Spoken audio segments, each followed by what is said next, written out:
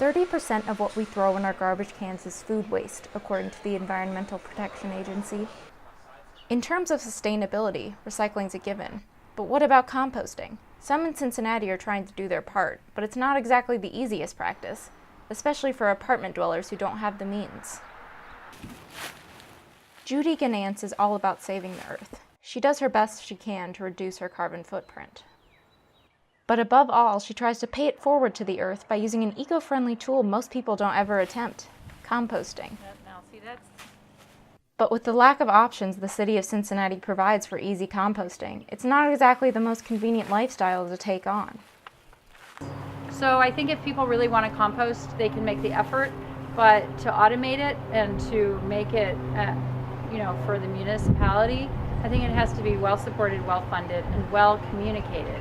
People like Ganance are trying their best to save the earth, but not everyone has the luxury of time, or even a backyard. Some people at City Hall, who co-authored the city's latest attempt to go green, the Cincinnati Green Plan, still say composting is even more important than recycling. Look globally at climate change and the solutions available to us. Of the top 20, many of them relate to food, how we produce food, what we eat, reducing waste. Reducing food waste is number one. It's top of the charts food strategy for reducing carbon output. The Cincinnati Green Plan covers a lot of ground, but doesn't offer much on the front of providing composting services. There's just a small paragraph about encouraging people to compost on their own. Michelle Balls from the Hamilton County Recycling and Solid Waste District says the district is trying to ramp up awareness of backyard composting options, but that still doesn't leave a lot of accommodation for apartment residents. Backyard composting isn't for everybody. I mean, there's some people that it just doesn't fit into their lives, and that's fine. So, there may be a day when we have a facility that accepts food scraps, closer, and that we can economically collect food scraps at the curb from people. We're just not there yet. With no facility on the horizon, some renters are still holding out for public curbside pickup options to put outside along with their trash and recycling. But some private companies are already making that dream a reality.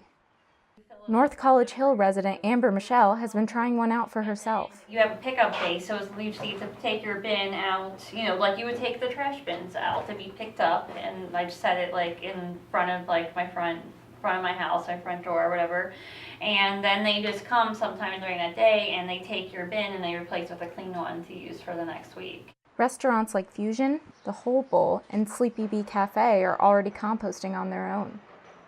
Erin Lefevre of the University of Cincinnati's Office of Sustainability says making sure that all food doesn't end up in landfills, like the group's efforts to make sure that dining hall food gets composted, is more important than many think.